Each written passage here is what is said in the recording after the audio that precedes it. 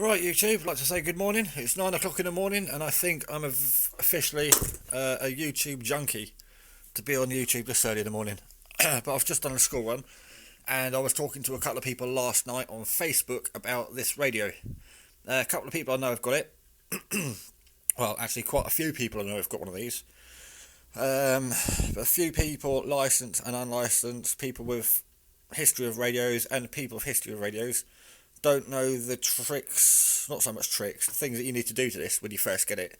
As I didn't know. I actually researched the hell out of this radio before I bought it, so when it turned up, I knew exactly what to do to it. But not everyone is sort of as thorough as me when they're as tight as spending money as me. So, if I unplug everything first, and I'll come back to you. Right, now I've removed the massive antenna and the speaker mic. It's a bit more easy to use. Now I've got the light off my camera for this, so it's a bit dark, just so we can see the screen.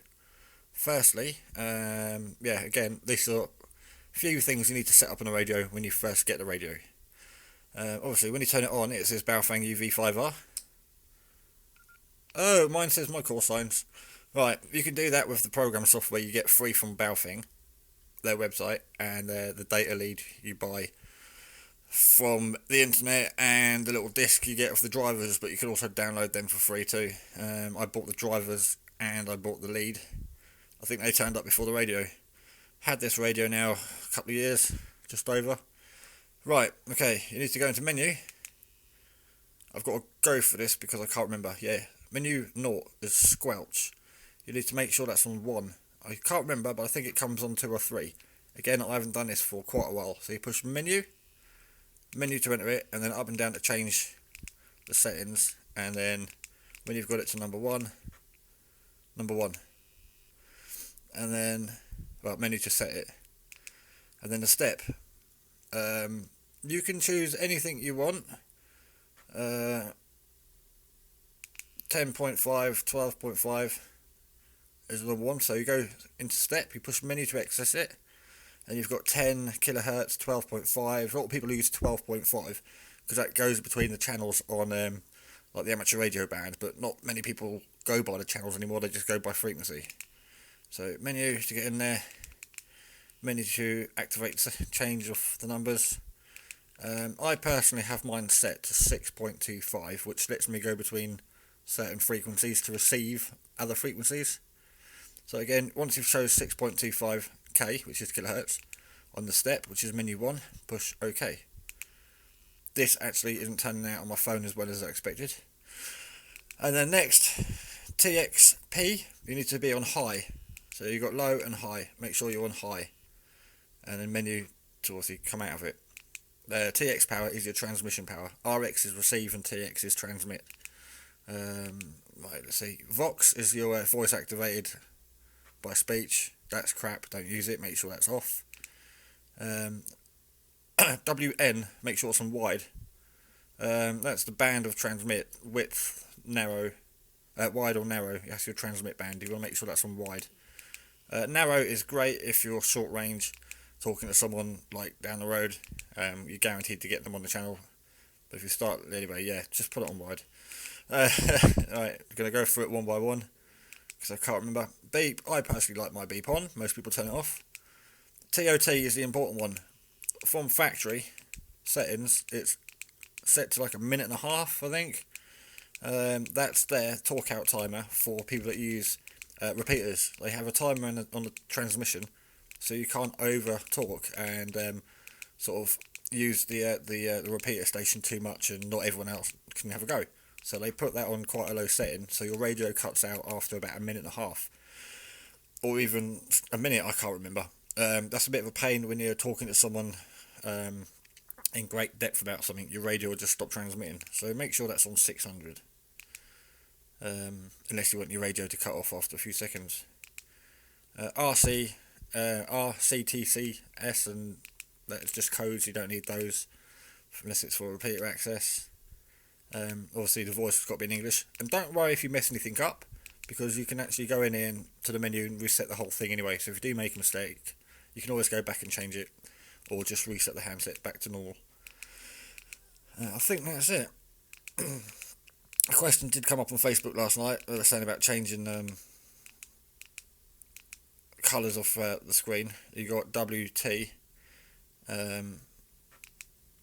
RX, LED, and TX. So I can change my when I receive it goes orange, and when I transmit it goes orange, and then it's blue. Obviously now. I thought my receiver was red. Oh well. Anyway, there's like 3 different colours anyway. Just going through all the settings just to make sure I've not forgotten anything, because as I said, I can't remember off the top of my head. I haven't done this for so long. Roger off. You can leave the Roger bleep on, but it annoys a lot of people. I love Roger bleeps, but I had to turn it off because the locals didn't like it. And that's it. Right, so squelch, make sure that's on number 1. Step is 6.25. TXP, make sure that's on high. That's your power of transmission.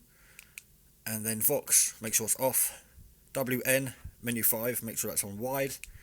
And TOT 600. None of that's really coming out very well on my phone, but that's it. Just 5 or 6 little settings you need to change. Give you full transmission power, let you talk for as long as possible, and the squelch opens up so you can hear people that are further away. Again, it's a handset, so the squelch is set quite high, just so they're designed to be used in close proximity. But this radio can be used for great distances.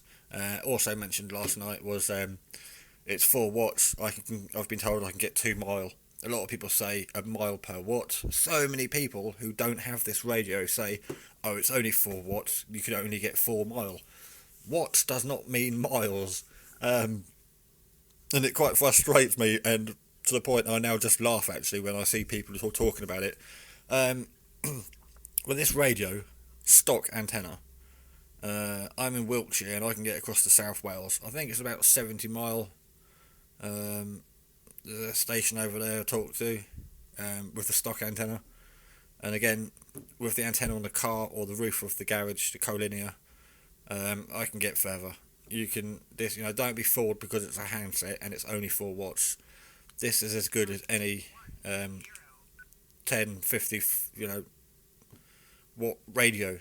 Settings and features all the same, if not some that are better. And you can always plug it into an amplifier, the same as you can any other transmitter. Right, the other thing I was quickly going to go over is, obviously both of you know, the people I was talking to last night, there is a radio. That one. And also if you hold it down you have a personal alarm. Problem with that is, if your volume's on low, it's not very loud. But I think there's 3 different settings for that. You can actually hold that down and the radio will transmit a tone on a certain frequency. So if your colleague or friend has got their radio on, you can transmit a code over the air. That's just out loud, because I don't really want to push it by mistake and transmit an annoying noise. As you know, the bottom one is the squelch. If you can't hear anyone, you hold that down and then you should be able to hear them. Also, if you push that, you have yourself a torch. But this is what I was saying last night. If you push it again, it's a flashing beacon that can be seen from a mile away. So if you do fall over on a mountain and break your leg, your phone or radio for help. If they're going to send in a helicopter, you stand your radio up, put that on, and a helicopter should hopefully see that in the dark, if you're in the dark, or even the daylight. Obviously, they use cameras pick up, obviously that a lot better than the human eye, plus night vision, whatever they're using to look for you. Doesn't end there. It could be a Land Rover coming to find you, or a group of people with dogs. You just lay it down and point it in the area you think they're coming.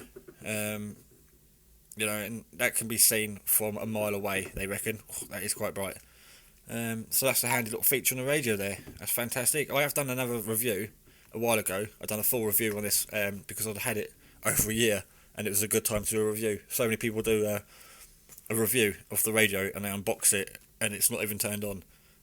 But yeah, I can absolutely definitely recommend this radio, only with the bigger battery.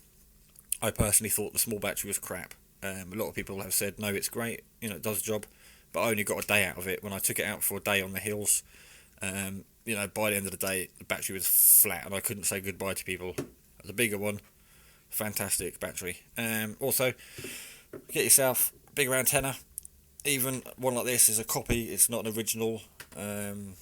It cost about £3 instead of the 20 to 30 quid, but it's still better than the stock antenna. Fist mic. You can buy a baofeng fist mic with a little light that lights up when you push the button. I had to wait like weeks for one of those from Hong Kong. Couldn't be bothered to wait, so I just bought this one for about £6, and I've got fantastic reports on that. Anyway, I've covered most of this on other videos. This was just about a few settings you need to change on your radio when you first get it.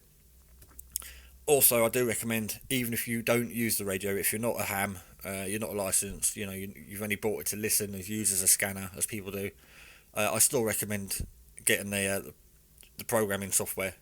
Once programmed, it's an awesome little radio. You can scan, obviously, the frequency, or you can scan the program channels for turn it on again. Dual monitor. So if you want to transmit, you have to move the little black dot down there, up and down with this button. Frequency mode. Oh no, sorry. Sorry, this button, and that will allow me to transmit on the top frequency, and that will now allow me to transmit on the bottom one, but I can still receive on them both. So that's a cracking little radio. This one goes from program mode to frequency mode.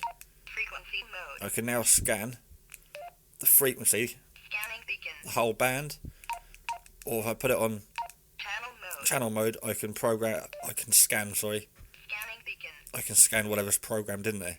So if I don't want to scan the entire band, I can just scan what's programmed in there. And again, I've programmed in all the repeaters in my area. I had on there Coast Guard, but I took it off because it was annoying. Didn't need it, can't use it anyway. But the software you can get is baofeng program software, or one called Chirp, I think it is. Some people have problems with baofeng working on their operating system, so there's always Chirp. They're both simple to use. There's videos on YouTube of people showing you how to use it. But I'm going to cut this really short right now and say I'm Well Sly. Thanks for watching. This is my baofeng uv5r, and that was just a few tricks and tips that you should do to your radio when you first get it to make it operate and function fully, instead of on low power and cutting off after 30 seconds or whatever it is. Cracking radio. Channel mode. So you hit it and turn the on knob. That's better. See if I can do that again. No. But that's it. Right. Cheers and beers. 73s. Thanks for watching. Take care. And catch you all on the next video.